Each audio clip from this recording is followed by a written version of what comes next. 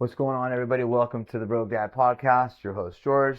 Today we have a guest, Tara Trievel. She is a certified autism specialist, a menopause well-being practitioner. She's a ex-teacher. She used to teach.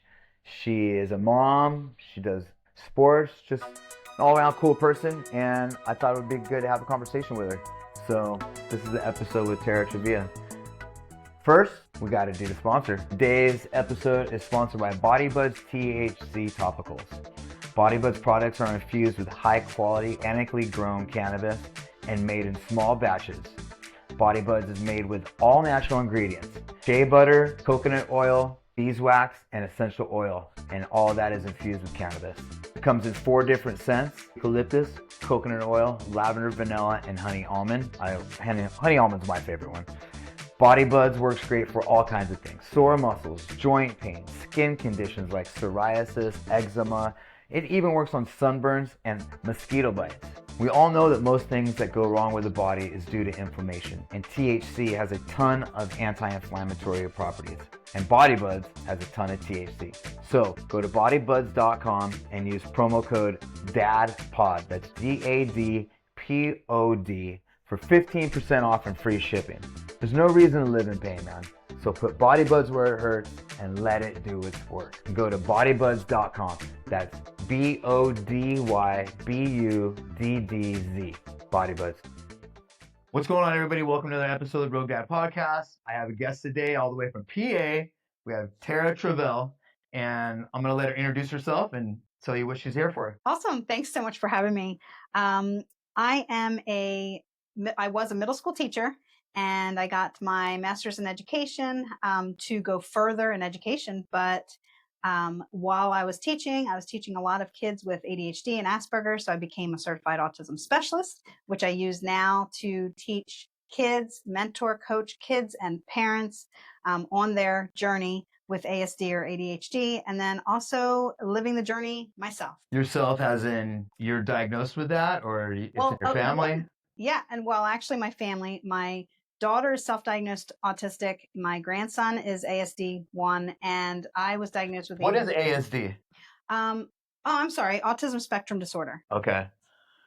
And what's the difference? I noticed you mentioned the 2 different ones. What's the difference between Asperger's and autism? Because I know they kind of ride the same line, kind of, so to speak, right? Yeah, so Asperger's is no longer like the technical diagnosis anymore, but some people are still diagnosed with Asperger's. It is autism, but it's like that higher functioning autism, the higher IQ, verbal, pretty much kids who are in mainstream for the most part, but just have social skills difficulties and stuff like that. So they don't use the term Asperger's so much anymore, but people still have the diagnosis. Okay.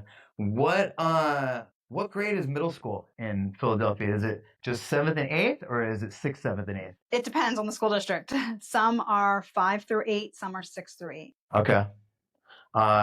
So you said you're living it yourself every day. What did you mean by that? So not just professionally, but I was diagnosed with ADHD in my 40s. And from there, I mean, I didn't follow through with any other diagnosis, but I often think, like, because I work with so many people with autism in the It's rubbing off. that yeah, I think so. Hey, you know what? You never know, right? So maybe, takes one to know one, right? Contagious. Yeah. So, and also, I care for my grandson who's 15. He just turned 15, and he was diagnosed with autism just a year or 2 ago. So I'm sorry? How old was he when he was diagnosed? I think he was diagnosed at 13. Yeah. 13, okay. Yeah, when I got your message about doing the episode and I saw what your kind of bio said, I was interested because, one, I have a friend out. I lived in California my whole life. We just moved to Virginia. And I had a friend out there, Brittany. She has a autism like foundation for her son is autistic, and she like does all these things. I've talked to her a couple of times on the podcast. And my daughter at the time when I talked to her was maybe 2, I think, and now she's 7. And there's certain things that I see from the conversation I had with Brittany and my kid, and I wanted to bounce some of those things off of you now because, I don't have Brittany. I mean, I just, you're here, she's not. And there's just things I thought as a kid, or when she was growing up, I was like, oh man, that doesn't look normal. Or, those kids are not doing what she's doing. And all these things that were little benchmarks of things I just thought were a little off. And then she kind of grew out of them. So are there things that you see as a kid and you get, or as an adult in your kid, and you get worried, and I was like, oh my God, my kid's not normal. And then all of a sudden, like, it's not a big deal. Are there a lot of diagnosis of autism and Asperger's and stuff like that?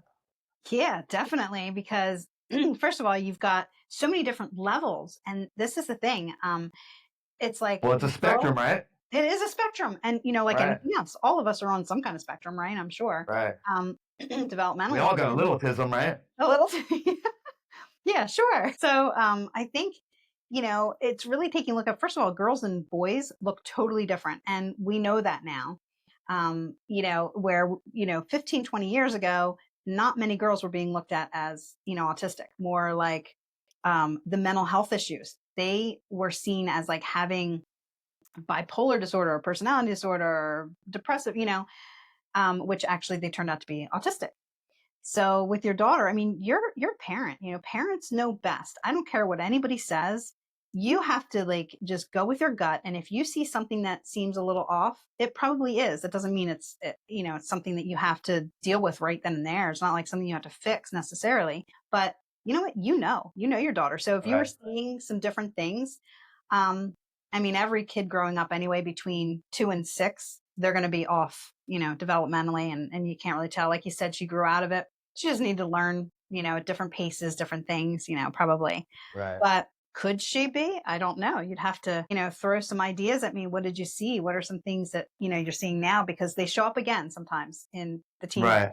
Well, that was my big thing was because she's not vaccinated, and uh, we homeschool, and that was my big thing was like, there's no way she can be autistic because she wasn't vaccinated. In my brain, I was thinking, because everything I've ever been told was it's being caused by vaccines.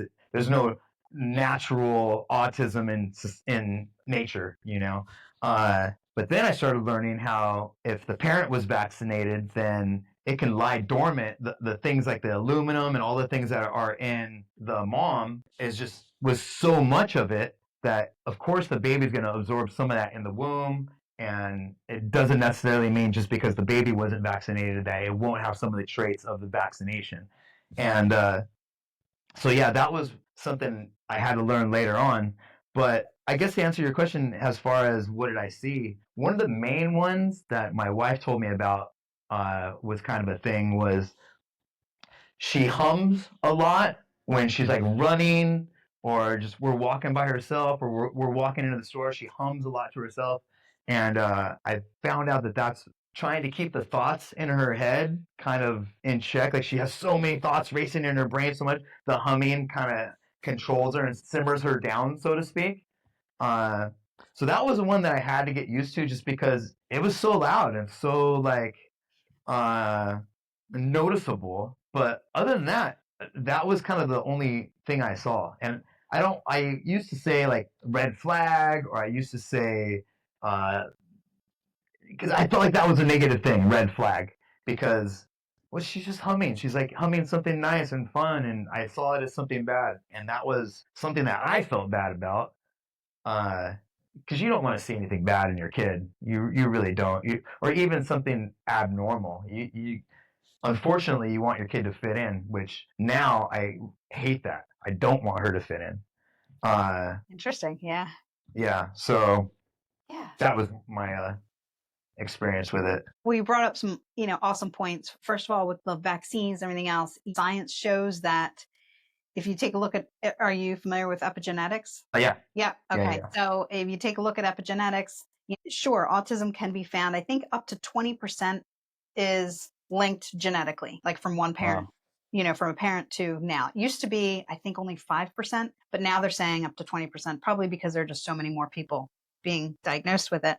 But the rest is up to, environmental things, whatever's going to, basically wake up that gene, trigger that Right. gene and express it. So I think that vaccines, of course, they express genes, right? The foods we eat, nutrition, what we're putting on our body as well as in our body, everything. So yeah, I don't know. It would be a lot of detoxing, to see if you can express your genes differently, right? That's what Right. neuroplasticity is. That's what neuroscience is. So I'm like a total neuroscience nerd. So, Okay. That's the cool. fact that we can, rewire our brain in so many ways to even affect our health and our bodies and everything Right. else.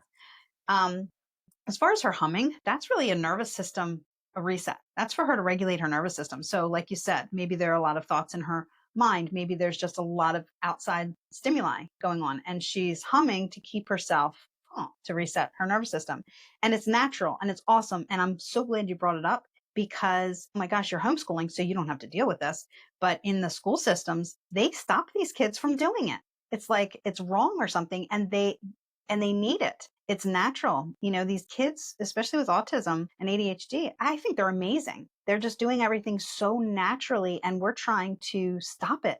And gosh, of course we're going to see behaviors. Of course we're going to see, Right. So it's just amazing to me that people don't just work with it, like you guys did. Let her do Well, it, you know? at one point, I can see how in a classroom setting, though, that could be disruptive to the classroom or other kids. But uh, one thing that I've also learned, uh, just in trying to understand my daughter more, is that and I kind of thought about it when you said dealing with it yourself. Is like, man, I started learning some of these symptoms and traits and thinking I might be autistic. And one of the things that I was really thinking, 'cause of course, I'm 50, so I grew up. Every kid was on Ritalin. Every kid had ADHD. Every kid was disruptive. They always just wanted to make sure you were quiet in class and paid attention.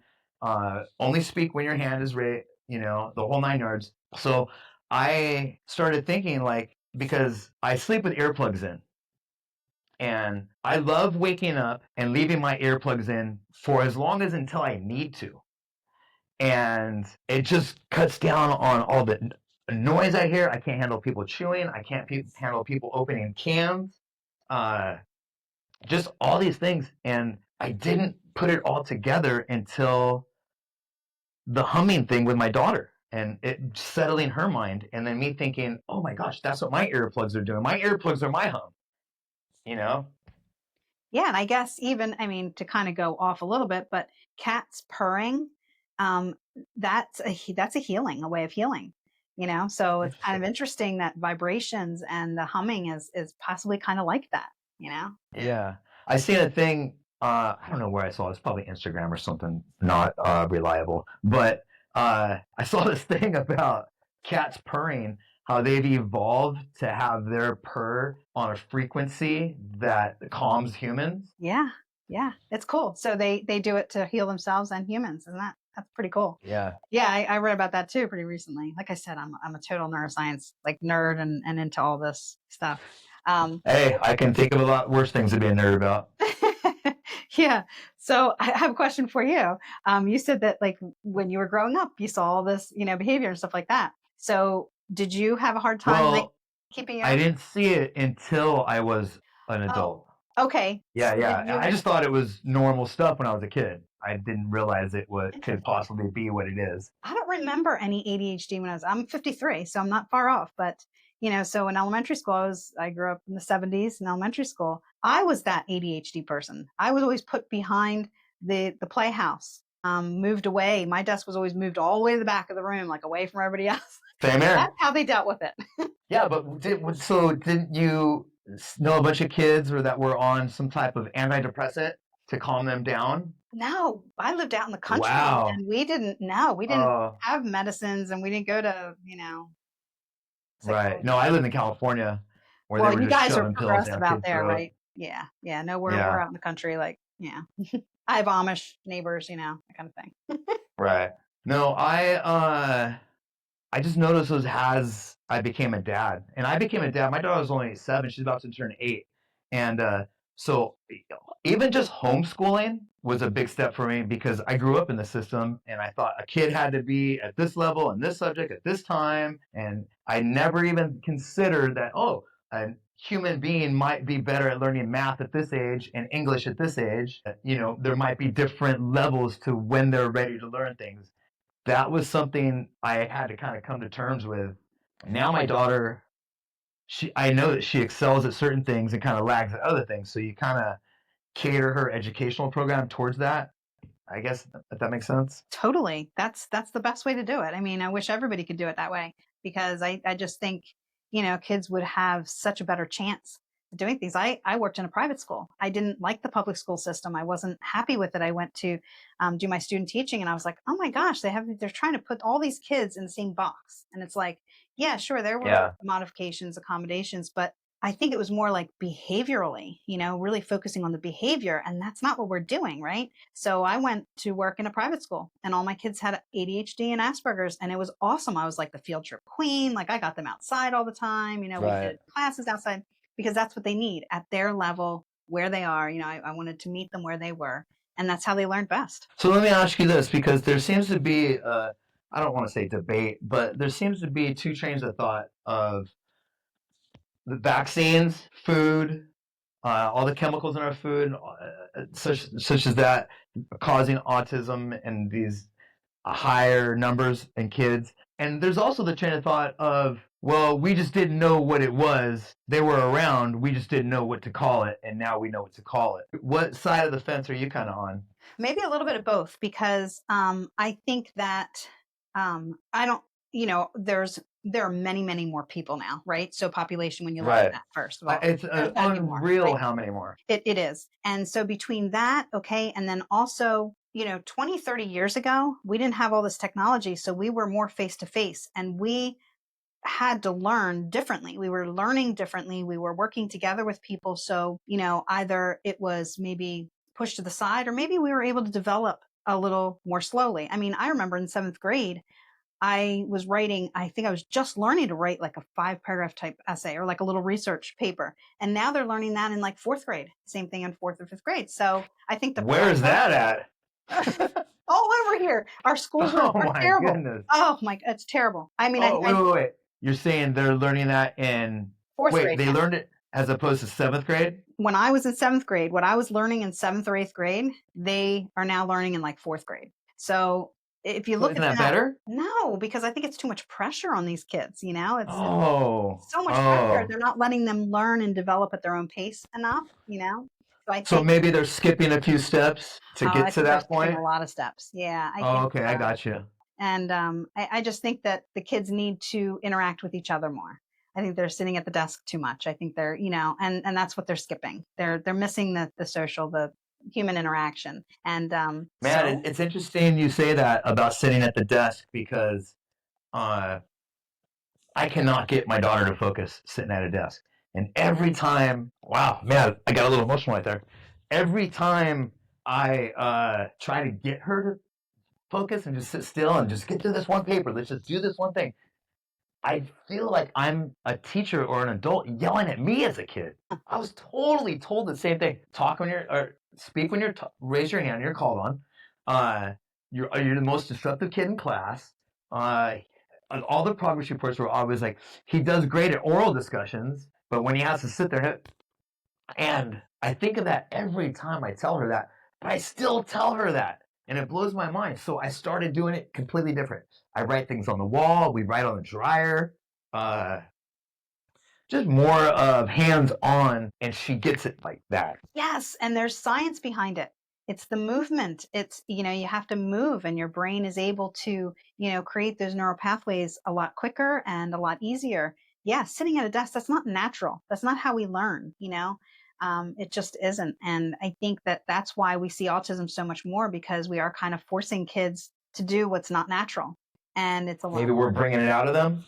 I think that's part of it, but I also believe in the toxicities and, Right. Oh, it's all chemicals. contributing. Big time. Oh, big For time. Because sure. of epigenetics. I mean, it just makes sense, right? We are expressing the genes. So, but we can change that. That can be changed. One thing I do love about Instagram, and I don't even care if some of them are true half the time, is all the chemicals in the food, or if you do this with your food, it's healthier. All like I am addicted. Instagram has ruined so many food for me, so much food for me. I haven't had pork in like 2 years. Oh my gosh, I'm the same way. I'm like, I'm Did you telling my see the family. video of the Coke with the parasites coming out? Oh yeah, yes, I did. That freaked me. Never again am I eating Nope. pork. I don't eat pork. That's funny you say that because it was probably about 6 or 8 months ago I saw the same thing and I'm like, oh nope, no more pork. Like, Yeah. forget that. Well, the funny thing is that there's the video of it always like cuts away. Like the guy will move the camera towards the Coke bottle or something. You never actually see it like kind of perfectly. But it's close enough for me, man. It's close enough for me. And yeah, well, I had to look but, into it. See, I research everything. When I hear something, I'm like, huh, is it true? You know, and I research right, the hell out of it because it's like, I've got to know. I've got to know the answer. And right. when I researched it, oh yeah, you find out. Yeah, pork is No, for sure. And then not just that, but it would make sense because the way they're farmed. Yes, Just that's the exactly why. disgusting way that they live, and then we eat them right after that. Yep. That's another thing too, is that the whole gluten-free thing, just all of these allergies that we've kind of all of a sudden just kind of noticed. I mean, I'm sure gluten intolerant people have been around for since there's been gluten. I'm sure there's always been somebody who hasn't gotten along with it, but just all these things. I love the fact that we're learning about all of them instead of just being told they don't exist. Right. I think so. And I mean, if you look at our bodies, we're creating a lot of this, you know. And I remember a few years ago, my grandson at school, he was really worried about being around people who had peanut allergies. And so he didn't want to bring any, you know, peanut butter to school, you know, and he was worried about everybody else. I can't do this. I don't want to bring it because I don't want to hurt somebody, you know. And I said, okay, you have to understand.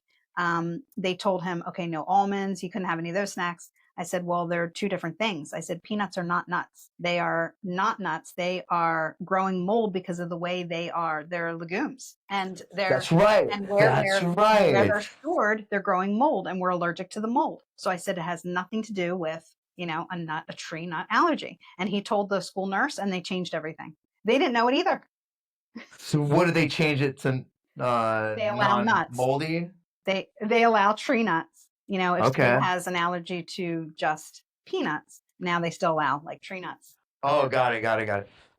And we can cut this out too if you get offended. But have you heard Louis C.K. talk about peanut allergies? No. Are you familiar with Louis C.K.? No. Okay. You don't know who he is? No. I guess I should, right? Louis C.K., the comedian. Wow. Okay. Man, check him out. Man, I can't believe you haven't heard of Louis C.K. Anyway, okay. Is it Louis? Louis C.K. Yeah, he had a really good show on FX. Very popular, won a bunch of awards. Very good stand-up comedian, one of the best in history. And he has this stand-up bit about he looks at, now that he's a parent, he looks at life through two lenses. One lens is, of course this is horrible. Of course this shouldn't happen. And then he looks through the lens of, well, maybe. And he says his nephew had a peanut allergy. And he said, of course, if something happened to my nephew, I would feel horrible. I know it'd be devastating to my sister. I get it. I would feel horrible. But maybe if a peanut can take you out, you're not supposed to be here. I'm going to have to check him out. I'm right. Yeah. He has another one on war. He says, he goes, maybe, of course, war is horrible. Nobody should go to war. We should all get along. But maybe if you shoot at somebody and they shoot back at you, you deserve to get shot. Right. Yeah. Cool. Yeah, I'll have to check him out. And you know what? Maybe I do know him. I just don't know the name. You know, maybe I'm right. Older, redheaded white guy, just kind of, yeah, Louis C.K. Anyway, I always think of that bit when I think of peanut allergies. And I also wonder too, like I grew up, so as far as gluten, I grew up on gluten, and even now my wife and daughter will not eat gluten, and they'll always get me like one cinnamon roll on the side or something just for me. But I wonder, did I just grow up with it and create my own tolerance for it? Maybe I would feel better without it or something. I don't know. Like, why is this our generation? We can eat that stuff. Well, yeah, I guess it's because when you look into it, they've changed the way they That's make right. weight, right? That's So right. it's Good point. totally stripped. It's totally different, so Right. that's why. And, you think about it. I mean, our gut health is really important, but they're even saying like dairy milk, like cow milk is not for humans at all. And I mean, it's really a growth. It has so many growth hormones. So it's supposed to make a calf grow to like 400 pounds very, very quickly. So I've read all kinds of research about our kids getting taller and bigger faster, like our teenagers. And it's like, it makes sense. Maybe they're Yes. drinking milk. I don't know. But milk, we're But actually allergic to it. Humans aren't is supposed to that eat it or drink it. is that all milk? No, just cow milk. Because man, that makes me think. We drink raw milk, unpasteurized milk, just Oh, okay. because. Yeah, that would be fine then. Yeah, Uh, pasteurized so or is it something they're doing to the pasteurization, I guess fortifying it with vitamins and stuff, or? I guess so. I guess it is because it makes us like people who have allergies and sinus problems and stuff like that. They're attributing it to cow milk. Wow. Yep. Okay. And we become more and more allergic. It'll show up like our immune systems can handle it when we're young, but as we become adults, a lot of adults become lactose intolerant because they're just allergic to the milk. I was just about to say that when if the whole reason we kind of switched over was because I was drinking regular whole D milk, and man, I would just get horrible gas. Mm-hmm. And so we switched over to lactose intolerant or lactose free milk, and then we found the raw milk connection, and nothing, no gas, no nothing. It's just like perfect. Awesome. But I don't remember that. To your point, I don't remember farting a lot when I was a kid. Like I don't remember, and I've been drinking my whole life. I love milk. Yeah. But I don't remember it until like probably the last 10 years of Yeah. getting bad gas. That's wild. I don't remember either. But so how did you switch yourself to the raw milk? Like how long did it take? What did you do? Because I know. I mean, as soon as I found the guy, Your gut just handled it right away? yeah, no, I didn't like wean off of Yeah. regular milk. I was just so stoked to get it that we just dove right in. Well, I guess the stage was lactose free, and then when we got the raw milk guy, we started getting that. But to be honest, that was not just about my fart, but it was about just trying to have an overall better diet. Maybe your family's reaction to your farts. That may help. That's true. My wife Yeah. hated it. Yeah. Hates it. Yeah. You know, it's funny. I fart still, but they just don't smell. Good to They're know. just loud. I'm going to switch everybody here. Oh, no. Yeah. It's happening. It's happening real quick. Yeah, my volume hasn't changed. Just the They're just more pleasant, right. Very cool. So what types of things would you say if you have an autistic kid and you might not have been diagnosed or you are diagnosed? Like, do you have any advice or any tips on parents who are dealing with? Because that was a really hard pill for me to swallow.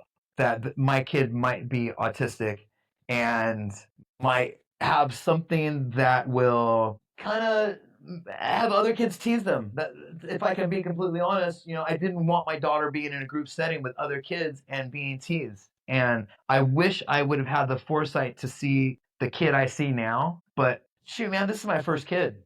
And I'm very set in my ways. I'm 50. Like I grew up through the 80s, like I said, it was a hard thing to even come to homeschooling, but my wife was always on board. It was her idea. She's always on board. She's got a master's degree, and just was like, she taught a lot in school too, and works with kids on the spectrum. And she was like, "There's no freaking way we're sending our kid to public school. There's no way."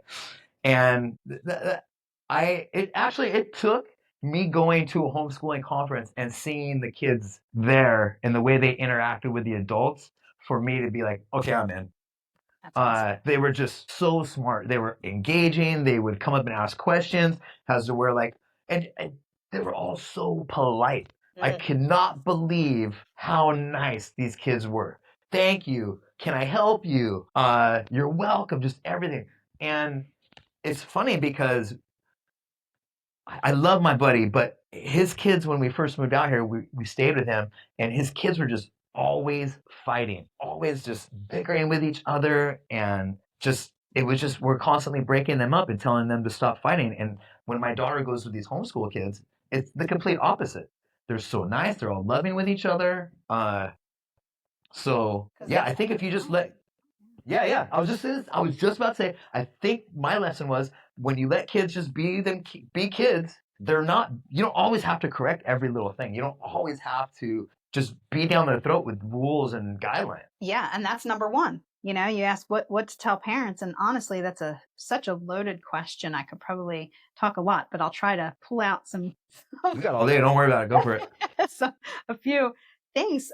You know, I think that the first thing is you know, whatever you notice, you know, go with your gut. If you're noticing something a little off, the first thing is just to observe it and recognize it, because this is your kid. For some reason, they're reacting or acting this way. And that's where you become the detective. It's like, okay, I know this looks a little different to me. Well, how does it look to them? Why is it there? Why are they doing this? And just do that detective work and follow your gut. Because what I find is parents, they start reading up on the diagnosis. It's okay to understand the diagnosis. It's good, you know, to understand that, but don't get caught up in labels. Don't don't get caught up in all the definitions, because then we go down these rabbit holes and we move away. Then we're moving away from the kid. Really, we're moving away from them. Right. And all they Right. need is the safety and trust and to feel trust with us. So we just need to be there for them. Don't try to fix them. Work with them. And, you know, however you can do that. And it's not an easy process, because you've got Facebook groups, you've got all this crap online and all these people telling you these things, and some information is good, but that doesn't mean that it's going to work for you. So just be ready for that some things may work, some things may not, and that's not a reflection of you as a parent. That's just you evolving as a parent and learning how to possibly reparent. You know, if this is a second kid, or if it's your first, then you kind of go with it. I think that parents are too hard on themselves and they compare too much to, you know, other kids, like a normal trajectory. You know, I think Right. we compare way too much. And that's To your point, real quick, and you just said something that really made me think that is I had to really stop comparing my childhood to her childhood. Mhm. And that's exactly right. So we think about how we grew up.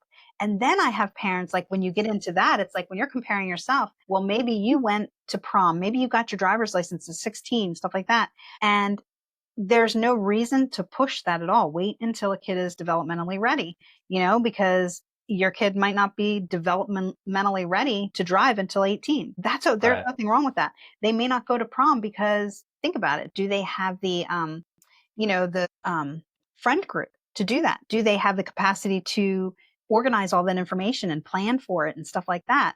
Because at 18, parents, you know, don't necessarily need to do all of that, but maybe they'll have some great social event when they're 24 or 25 when they're actually ready. And that's the thing. Does your kid really want to do that? And I find that with a lot of my parents. They're like, they need to go to college. You know, they've got 130 IQ, made all A's, AP classes, all this stuff. They're going to college.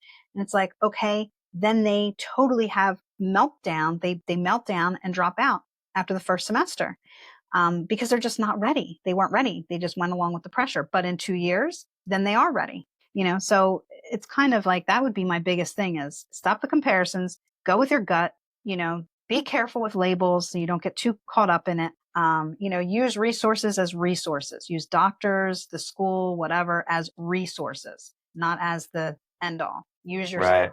You know, trust yourself. Do you think that that applies to whether your kid is 1 and 2 and 3, or 18, 19, 20? You think it's Yeah. all kind of the Yep, same thing? yep. And even the levels, there are different ASD levels too. You've got, you know, much more severe that needs a lot of supports, and you need to go along with those supports, but still you need to watch your child because they will push your child sometimes too far, too fast. And then it causes more behaviors and it makes parents feel like failures, you know, and that they're doing such a horrible thing.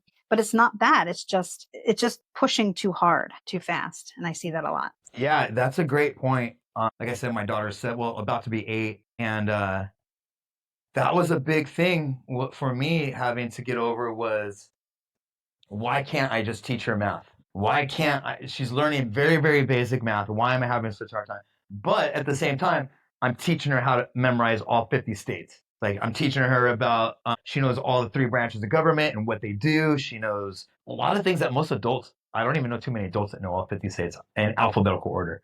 Uh, but that was a big thing was like, I was equating her success with my success as a parent. Yep. And it's not fair to her or me, to be honest. And I think that if you have to realize you're gonna make mistakes. You're not gonna, and that was a hard thing for me, like being okay with not accomplishing the goal that I wanted with her. Uh, you just have to go about it a different way. It was just finding different roads to the same destination kind of thing. Exactly. And it's cool that you did that because, like I said, the forcing thing. And you know what, with math, maybe her brain just wasn't, like said, developmentally ready. She was focusing on other things. Well, what's wrong with that? Yeah. What actually made it click, and I don't even know if I've told her this, but it was my wife when she said, "Gosh, she's just like you. It's like talking to you." And I remember thinking, okay. In that moment, I thought, if that's true, and I see it, and I like that. I love when she said she's just like you. Of course, Yeah. as a proud dad, I thought, okay, how did I learn in school? What were the teachers I remember that kind of got through to me, and what did they do? And then that's when we started writing on the dryer, uh, just doing all the different things and not necessarily sitting her down and making her write and making her read and making her sit at this desk because I fucking hated that as a kid. I could not stand classrooms. I hated sitting at the desk. I hated being quiet. I always wanted to joke around. I always wanted to do things. And she's the same way. She's constantly cracking jokes. And when my wife said that, I was like, I'm going to change the way my approach to her, the way that I wish somebody would change their approach to me. So Yep. yeah, And you know what? Honestly, that's exactly why I got into teaching. I wanted to help kids so that they didn't have to go through the same thing I went through. And when you say that, what teacher really made a difference?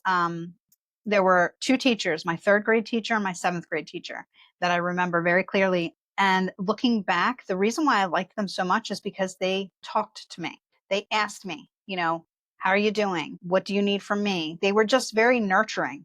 And that's it. Like I really felt like my third grade teacher, she was kind of like a mother figure. And my seventh grade teacher, he was kind of like my grandfather type figure. And those are the teachers that really made me feel good to be in the class. yeah, They were the only ones, the only ones. yeah. That's interesting you say that because man, I'm thinking of my sixth grade teacher, Miss Snyder. She used to think she thought I was hilarious, and she was the first teacher that actually laughed at the stuff I was doing instead of kicking me out of class or making me go sit in the hallway or whatever they did. And she could ask me anything. She could tell me, okay, George, it's time to sit down. Okay, I'll do it because I knew when it was time to get up, she was gonna let me get up and joke around. She would always call me to do stuff. Okay, I need somebody to write this on the board. Like she would pick me first for that kind of stuff. Mm-hmm. Perfect. Oh, it totally helped. Totally helped. Awesome. Yeah. Now you're taking me way back. Oh, Miss Snyder was awesome. I remember she wasn't bad looking either. A lot of kids had crushed on her, but I just remember her being so cool about everything. So yeah, teachers make a huge difference, man. They A really huge do. difference. In either way, good or bad, I mean, they can really influence us and, Good point. really Good point. make a mark in a different way. And So let me ask you this: how many kids do you have? I have just one, a daughter, Just one. and then she Oh, has that's one, a son. Yeah. yeah. We just have a daughter. So let me ask you this because somebody asked me a while ago, and I don't know, but what do you wish your parents did different with you growing up? And did you make that change with your kid? You know what's interesting? I don't know. I never thought about this, but I don't know. The only thing I wish they would have done with me is probably actually everything I've said opposite is push me a little bit more. They let me give up on things. They let me quit things, but Really? both of them always told me I can be or do whatever I want in life. I just put my mind to it. But they did let me, like, I was in gymnastics for many years. And by the time I turned 13, my coach was training me for the Olympics because I would have been Wow. 16. And I was starting to become real social, like having friends. And I just didn't want to train 5 days a week and all day Right. Saturday, So I quit and they let me because I wanted my social life. I wanted that, and I Right. kind of wish they would have pushed me through that maybe, to Gosh, that's so interesting. I have that same uh duality of Rogue wants to try everything for 5 minutes.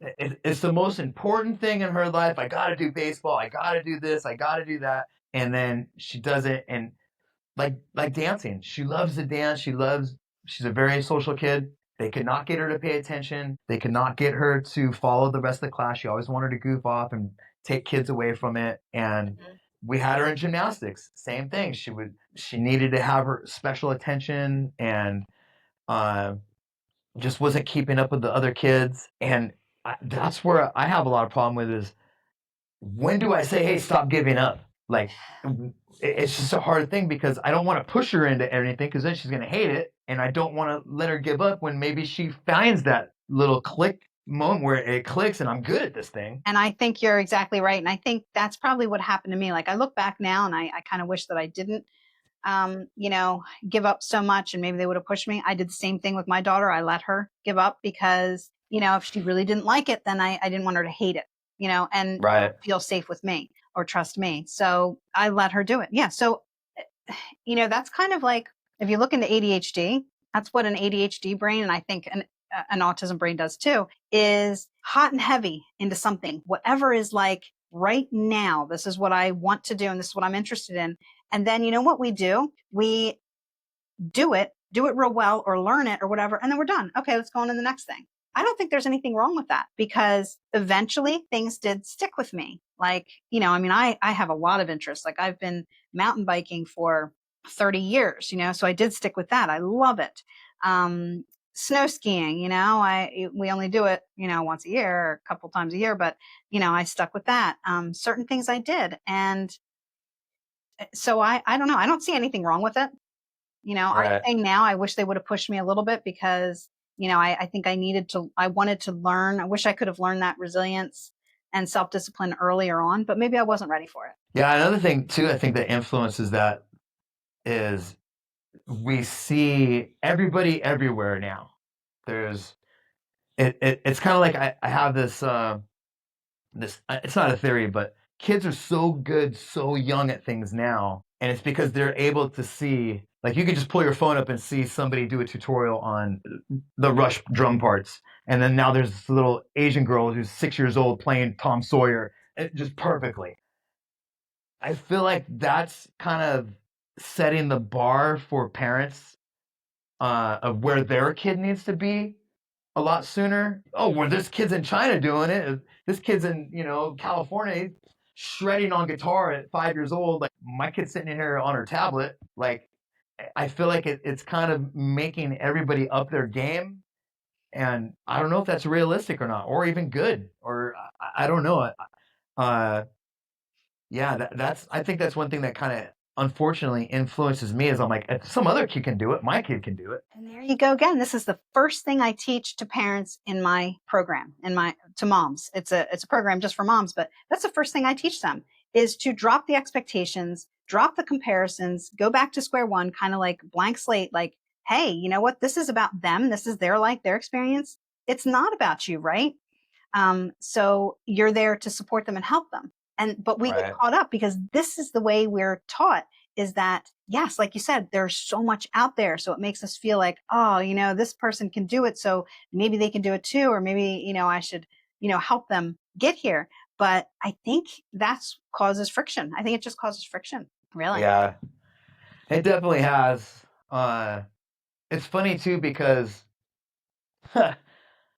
like we've had drum sets. I taught MMA for a long time. I taught kids for a long time boxing, and so I am dying to teach my daughter my favorite thing, and I teach her boxing just because in MMA just because one I think everyone should know how to defend themselves, especially women, I gotta say, especially that's the women. coolest thing. So Uh, it's the coolest thing. so, so yeah, I mean I think it is. She only wants to do it for like 4 or 5 minutes at a time. It takes longer for us to wrap her hands and put her gloves on than the amount of time she wants to do it. And it just started happening where she would bring her gloves out and be like, "Hey, can we do this?" Like it's only happened twice, and I almost started crying. Dude, I was like, "Of course," but I Drop noticed, everything, no matter what it right? is. Absolutely, but I noticed when I did get excited, she didn't really want to do it. Like the more I want to do it, the less she wants to do it. Oh, okay. There's another And thing. That's another like ADHD or autism trait. Okay. is it? Yes. And there's a label for it. I'm not even going to mention it because it drives me crazy. But of course, Oh, you can't say that and then not say the label. oh my Come on. gosh. So psychiatrists, I mean, see, I'm a teacher, so I'm not, a psychologist. But you didn't invent the label. No, I didn't. Okay. It's PDA, pervasive demand avoidance. So it's kids who, Ooh, I like that. okay, and I can't stand it. Because you know what? Think about what she's doing. Okay. She wants to do it on her own. So it's a part of this, hey, I'm becoming autonomous and I want my own thing. And if my parents want me to do it or they like it, then it's not mine anymore. It's a weird separation and it happens in ADHD and ASD. And I really don't think it's some kind of label, I think they grow out of it, they do things. So the fact that she's doing it, maybe and it's okay for you not to get excited. Keep it in your head so that she thinks it's Right. her own idea. And you know what? I fall victim to this. I mean, I'm just as bad. I'm bad. So I love mountain biking, and my grandson, I introduced him. My husband and I introduced him to mountain biking, and he's really good. He started like when he was young, and so I put him on the team at school, and he just is not competitive. There's a mountain biking team? Oh, we have lots. Oh, yeah. Pennsylvania is like huge into mountain biking all across the whole state. Wow. We've got teams in like almost every school district. So it's a big deal out here. And so he doesn't like to compete, but you can just go and you can ride all the practices, do all the team stuff, and go to the races and Do stuff. some schools have courses? They have, well, no, we have to go off site to Okay. practice and stuff like that. But there are so many. We have lots of mountain biking trails built around here. And so he didn't want to compete. He didn't want to race. That's okay. But you know what? He like tells me he hates it so much. And I'm like, you're doing it. I don't care. You're going to be on the team, every year because you don't have to do too much. You can just ride and be with friends and, stuff like that. But Right. every time I want to, go out and bike somewhere, he's like, no, he won't go with me. Right, right. Yeah, it's funny. My daughter has it just makes me think of this uh, uh, inflatable punching bag in her room, and I'll hear her hitting it from the living room, and then she'll come out and get me sometimes, like, "Hey, Dad, come check this out." She does some spin kick, some funny thing, and I'll just get so excited, like, "Oh, cool, you want to put your gloves on?" She's like, "No." I'm like, "Oh, okay, all right, just do it. I'm just happy you're doing anything. Just go ahead and do it." Uh, but it's so funny how, yeah, man, she kind of takes the things I want her to do so bad, makes it her own, and excludes me. And it's like, oh, it's killing me. It's just an autonomous thing. It's not a psychiatric problem. I don't think it's just Right, right. autonomy. They're learning autonomy. And yeah, like Braden, my grandson, he'll go out and ride his bike all day with his friends, but he won't go with me. So, Right. so I'm making him stay on the team because I know he likes it. Yeah. Another thing too is sometimes I think, especially with the boxing and the MMA, try to disassociate me being her dad and just try to step into the trainer role. And I know that sometimes I might push a little too hard. That's just the type of trainer I am. I know that gets good results. I know that's what people have told me they like about the way I train them. I hate sugarcoating things. I hate telling somebody they're doing something. Oh, that's great. Keep going when they're not. And that's the hard thing of teaching your 7-year-old adorable daughter. You're telling her, no, that's not good. You're not good at that. Like, do it like this. Because if you don't do it like this, you're going to end up hurting yourself. You're going to end up hurting something. Like, you got to do it right. Form is everything. And it's such a hard thing because I can see it in her face the second I say, no, that wasn't good. And then I'm no longer a trainer. I'm her dad telling her she's not good at something. And it breaks my heart. So I'm totally trying to find ways to say that was good, but try it this way. Or, like it's so hard to say you're not doing something good in a positive way. Not in a positive way, but a productive way, I guess. I don't know how to say that. It's hard, I think, to bounce between, the two. It's like, okay, how do you do it? And you want her to, like we were talking about the pervasive demand avoidance, whatever the autonomy thing is, maybe how can you take a look at it and try to get her to discover some of this for herself so that she's kind of coming up with it a little bit, and then she may be more open to constructive criticism. Right. Is emotional like highs and lows part of autism at all? Or is that or even anything on the spectrum? Yeah, so emotionally, I mean, these kids on the spectrum or people on the spectrum, as they're growing up well into their 20s, their brain is developing differently. So they're going to be socially and emotionally 3, 6, or sometimes even more years developmentally behind other people their own age, like neurotypical or whatever. But in other ways, like academically, the way they look and function in many other aspects, they're their age. They're right on target, but it's just socially, emotionally. So you think about, when those two things collide, it's like, okay, they're comparing themselves to other people. Like, why is this so hard for me? Then they think there's something wrong with them and stuff like that. And that makes things even more emotional. So not only are they able to keep up emotionally, but then they start feeling bad about themselves and their self-esteem gets worse. And then they have sensory issues. So these emotional ups and downs are even harder. Yeah. Do you think that changing somebody's diet can like take these traits and kind of make them controllable when they're uncontrollable? Or Totally. I believe I in mean, that. I felt that was the answer. Yeah, totally. And you just have to you can't go with, if you have the money, get a nutritionist, because you want to get the testing and stuff like that, but, and try different foods because not everything is right for me. Like my grandson, broccoli is amazing for him. Broccoli, just helps him. In what way? Oh, he goes to the bathroom better. If you knew I was talking about this, right? No, broccoli does that. But yeah, it resets everything for him. Broccoli is the best one for him, and like he likes about a lot of other stuff too. But sugar, he actually doesn't like sugar too much. Like he likes the taste of it, but he knows that it changes the way he feels. He's very aware of his, like, how he feels in his body and stuff like that, which is really cool. I think everybody could be like that possibly if you really pay attention. But yeah, shoot, yeah, nutrition, that's huge. And vitamins. I mean, so yeah, the food with the vitamins. Most of everything I think that we see in ADHD and ASD kids can be minimized by, taking a look at vitamin deficiencies and stuff, honestly. Yeah. Do what are your feelings on vaccines? I mean, if you don't mind. Oh no, I don't It's mind at kind of all. your field, right? It's not, but you know what? It makes a huge difference, right? So now I think, I don't know, how many vaccines are they giving to babies? Like tons, right? When we Like were kids, 70 something, right? oh, something outrageous. And no matter what it is, any kind of chemical, anything that is not natural is going to disrupt, your hormones, your just at the cellular level, I mean, who knows what the heck is doing. So I am all about maybe certain vaccines. I don't know even which ones. I'm so far out of the loop, but yeah, I'm not for it. And really, what opened my eyes to this was not a people thing. It was my dog. My dog was so healthy, clear bill of health, and her yearly exam at 5 years old, she got all of her vaccines. There were like 6 or 8 or whatever. Right. And 3 months later, she was dead. And she Whoa. developed a sarcoma, an awful cancer, very fast growing cancer. Blah blah. Um, so I looked What type of dog? English Springer Spaniel. And so I got into holistic care for my other dog and really looked into everything. And now we titer.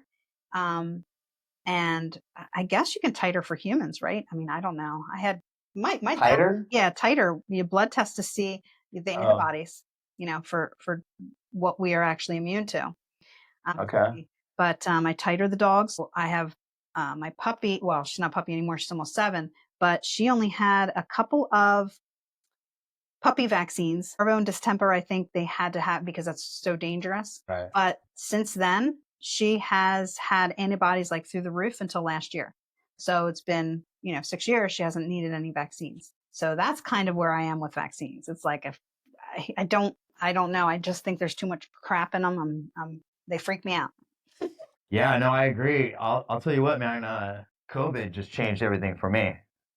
Like, I can't even believe there's still people getting boosters. I can't believe there's people still wearing masks by themselves. I work at the airport. I see people in, yeah, I work at the airport and I see people, the cashiers in the booth by themselves on a graveyard shift with a mask on. And I'm just like, it's the same one every day, just breathing in that dirty, like, COVID changed everything about health for me, man. It really, really did. And it still is. It's still changing because we're still finding things out. And I don't want to go down this whole tinfoil hat type shit about COVID, but I hate that what happened to it happened, but I'm glad that it happened in the aspect of it. It really changed people's view on what they're putting into their body and who they're letting govern them, like who they're voting for and stuff. And yeah, man, that COVID changed everything for me, everything.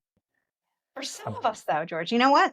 I mean, there are people who don't see any of this information. So I don't quite understand that completely. Like they're not, they don't. What do you mean? Don't see what information? The information that you're talking about how vaccines could be harmful, or either they're not seeing it or they're not believing it for some reason. I don't know. There are a lot of people who just, this information doesn't come Don't want to see it or anything, maybe, and that's why it doesn't come across their feeds. They don't. But that's the thing too. I mean, this is totally off topic. That's the whole thing too, is that like most people see what is provided to them, and what's being provided to them is making sure that the narrative of getting vaccinated is what people are seeing. You know what I mean? They're pushing things that fit their agenda, and yeah, I just seen too much stuff, man. Too much bad things from this COVID vaccine, and it's just crazy. Yeah, I know we have It's to. crazy that we're doing it to ourselves. That's the craziest part, is that our own government is doing it to us. Man, there was a thing out here. It said you get a free hamburger if you get your vaccination. They give you fast food if you go get a vaccination. I could not believe it. And people did it. Oh yeah, it was on the news. Oh my gosh. Okay, yeah. For me, it's like, okay, I'll eat this hamburger, and it might, this whole decision might kill me, but it's like, oh my gosh, forget that. Yeah, that actually reminds me of something you said earlier about how when we were kids, food was different. Like a hamburger at McDonald's was actually meat and lettuce, and you know what I mean. And yeah, that's a huge thing too, man. Is the difference in chemicals, that like a bag of Doritos in the '80s and a bag of Doritos now is just like 3 times the ingredients list. That's just so crazy that we're doing. And you had to have seen this whole push of Kellogg's and why they're selling cereal in other countries without these chemicals, but they're making them in our country and then feeding them to our kids in our schools with all these chemicals. But the ones that are selling to every other country is way healthier than what that just.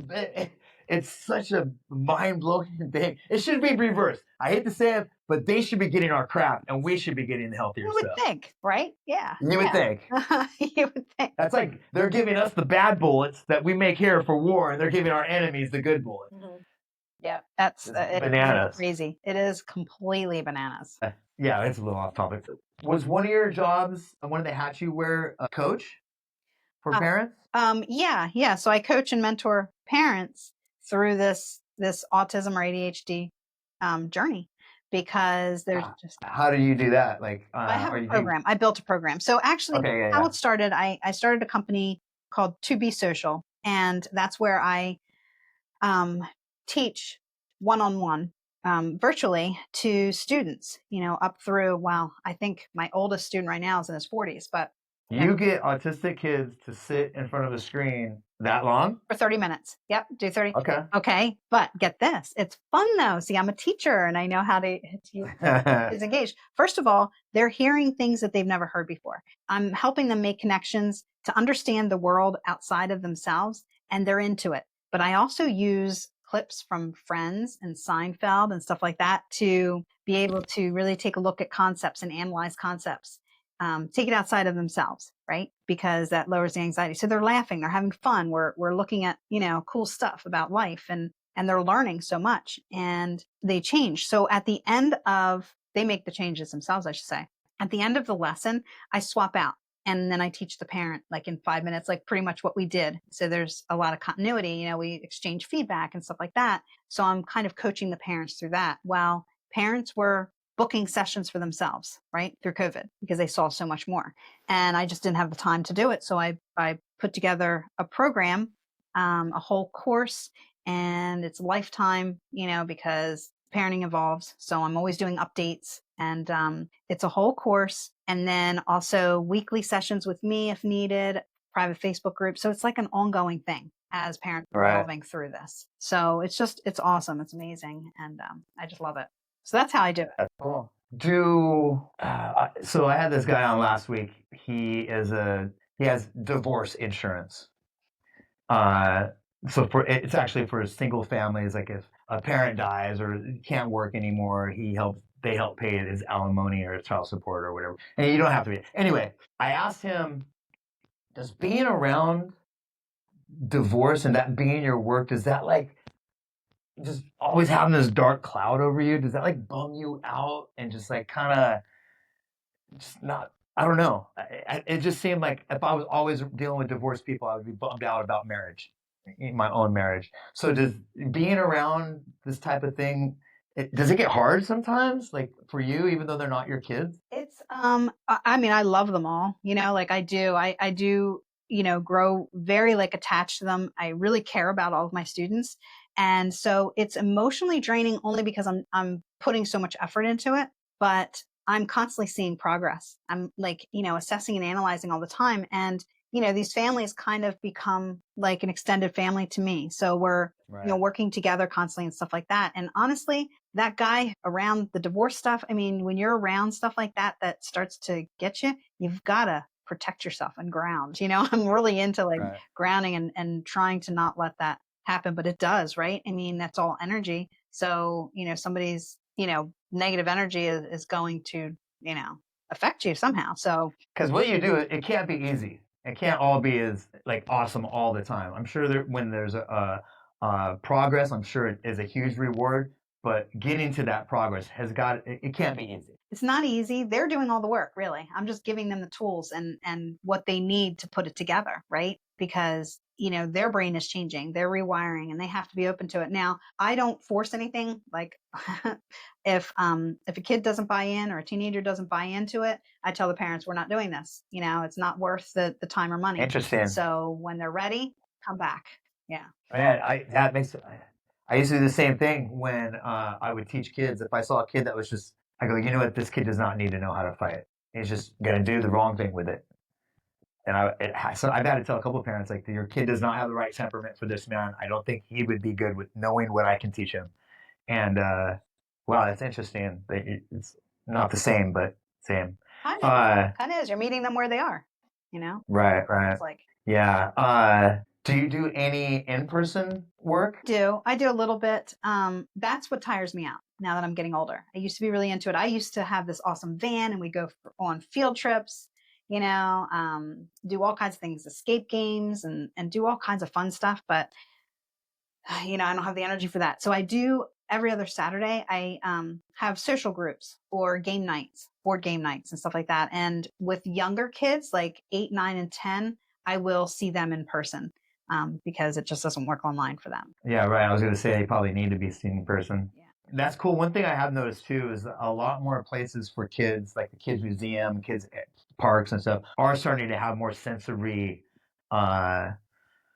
tools or just playgrounds, or I don't know what you would call them, sensory areas at the parks and stuff. So that's pretty cool. Yeah, it's awesome. They're just being more aware. Everybody's, kind of taking into consideration that the sensory needs, and all of us have sensory needs. It's like, what is it though? Or how much can we kind of push it down or ignore it? Is there, this is going to sound like a horrible question, but I gotta be devil's advocate on a podcast. Is there any merit in just letting your kid work things out and not addressing any of them? Because I mean, if it was always been around, like they just didn't know what it was labeled, I turned out okay. Like, is there a way to kind of just, I mean, I'm sure people differ with that, but is there a way of saying just like, oh, they'll work it out themselves, or does it always have to be kind of guided? Well, no matter who you parent, whether they have, challenges or not, you're still a parent, right? So you think about the people who are more neurotypical. They're just working it out on their own because you allow them, so much independence or whatever at different times or the right time. It's the same thing with these kids, unless they need a lot of support, unless they are really harming themselves or they can't feed themselves and stuff like that. I mean, that's a little bit different. But these kids with ADHD, the higher functioning, you're doing it. I think you're doing it, right? Right. Homeschooling, if you can do that, kind of you're letting your daughter be herself and develop. You're guiding, you're supporting, all the independence. When you see that she needs something, you give it to her. If she's trying to do something on your own, you let her, right? With your guidance Yeah. and support. And that's so you're doing it. I think one of the things that helped me was I was started being less concerned about the kid she is and more concerned about the adult she's going to be. I like that. Yeah, I was always just like, oh, she's this crazy kid, like she's all over the place. And then I started thinking she's gonna be such a cool adult. Like my daughter's gonna be so cool, man. Yeah. Awesome. So Yeah. yeah, set your sights, to the future. Don't worry about the future, but you're getting her there and Right, you right, see what's going to help her, like parts of her personality now.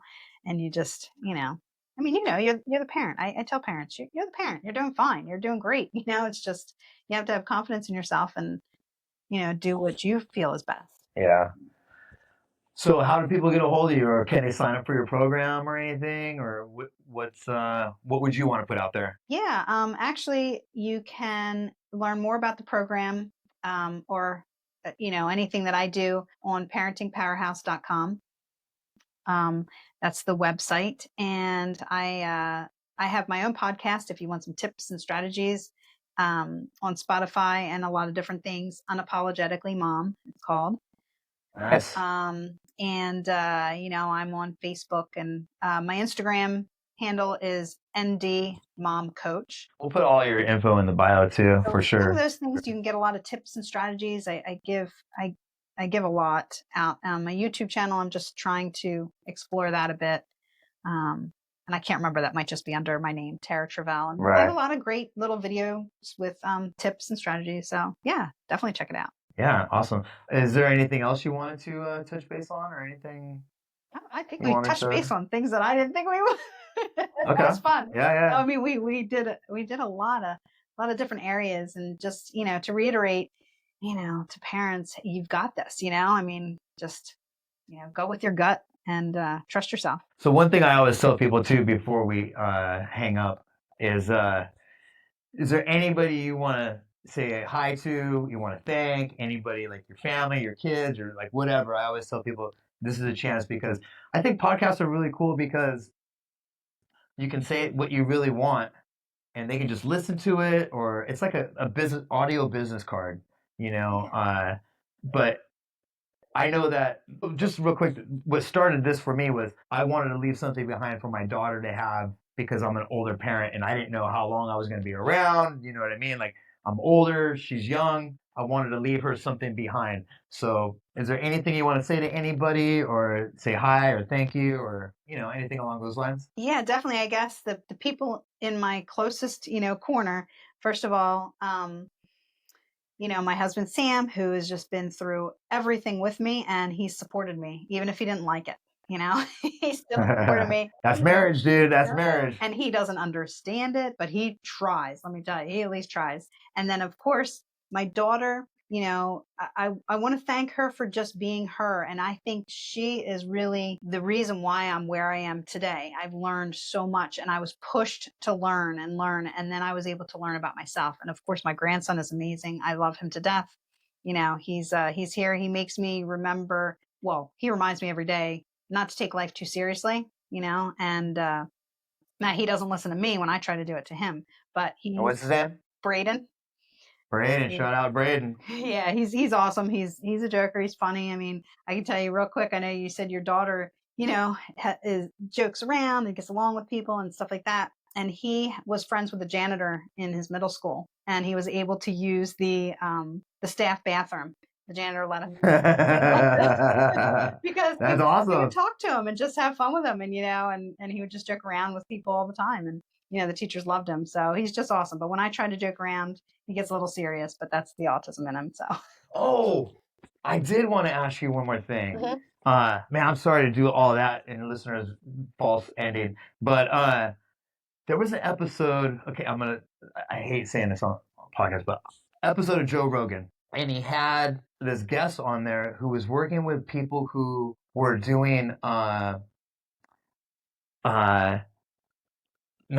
what was it called? So they would like imagine a spot in Russia, and they would tell him, "Hey, can you see this spot on this map?" And the kid would see it, and they would say, "Yeah, there's this there, there's this there, there's this there," and remote viewing, and they do it in the military. They're doing it at Stanford. There's all these kids are doing it, and the ones that are the best at it, who are picking up, can see everything, are autistic.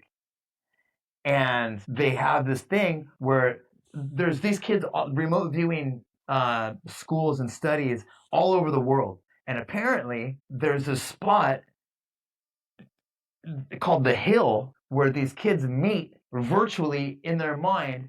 And this lady went to this conference, and she met this other dude who was in the same field. And he goes, "Hey, have you ever heard of this place called the Hill?" And she goes, "What? Like, I've only heard my students talk about that. What?" So he breaks it down to her that, yeah, that's where they all go. There's no violence. There's no loudness allowed there. There's no, you can't be mean. There's nothing. And these kids are communicating through telepathic means, and they're remote viewing in this place other than like a different plane or whatever. And I guess like a huge percentage of these kids who are very, very accurate there's a hill next to this tree, next to this mailbox, next to this building. They're describing these places in crazy depth, and they're autistic. Oh my gosh. Okay, so you're going to send me on another research. That's awesome. I forget the lady's name, but it was a super... So it's called what? Remote viewing? I think I read something about it, but didn't quite understand what it was, and I didn't... Right. So there's this... of course, the government had to get a hold of these kids, and they're having them like pick this base in Russia, tell us what's on there. This kid was like, "Yeah, there's a bunch of planes there." They're like, there was one kid, he goes, "Yeah, they're building a big Navy ship." And they're like, "No, dude, where you're pointing to is in the middle of nowhere. There can't be building a boat there." A couple months later, a plane flies over this area, finds this huge warehouse where they're building a boat in there. Oh my gosh. Crazy. Dude, it's nuts. But it's called the telepathy tapes. I think that's the name of her podcast. The lady that was on Joe Rogan. I forget her name, but you should definitely listen to it because the story she was saying was just. And what I loved about her is she's still skeptical. She's still like, I still can't believe these kids are this accurate. It's happening. I don't know why, but yeah. That's amazing. Oh my gosh. That's so cool. I can't wait to check it out because I want to learn more. Definitely. My gift to you. Thank you so much. Yeah. Okay, so that was, I wanted to say that earlier, I forgot about it, but yeah, that's a trip. Awesome. I can't wait now. Okay, you're gonna let me go. I can go check that out. Okay. All right, well, thank you, Sarah. I really appreciate you doing this, and maybe we can switch podcasts. I'll do yours or something, or we can even do this again. Yeah, definitely. I had so much fun. Thanks so much. Yeah. All right, everybody.